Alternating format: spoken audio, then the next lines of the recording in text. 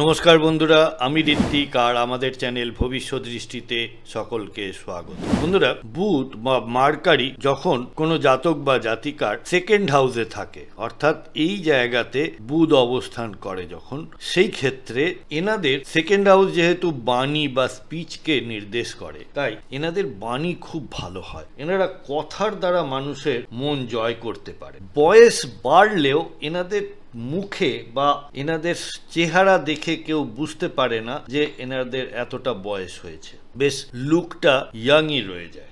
অর্থ ভাগ্যও খুব ভালো হয় এনাদের, কিন্তু সাথে কিছু রেসপন্সিবিলিটিসও এসে যায়। ছোট ভাই বোনের দায়িত্ব, বন্ধুদের দায়িত্ব, আর দায়িত্ব থেকে অনেক সময় এনারা প্রতারিত হয়ে থাকে। যেমন ধরুন কারোর লোনের গ্যারেন্টার হলেন এনারা, এবারে যে লোন নিয়েছে সে পরিশোধ করতে না পারায় এনার ঘাড়ে সেই লোন পরিশোধের দায়িত্বটা এসে পড়লো। এই জাতক বা জাতিকারা বেশ বুদ্ধিমান হয়ে থাকেন আর অনর্গল কথা বলতে ভালোবাসেন। বন্ধুরা, ভিডিওর কন্টেন্ট ভালো লাগলে প্লিজ লাইক, কমেন্ট, শেয়ার করতে ভুলবেন না।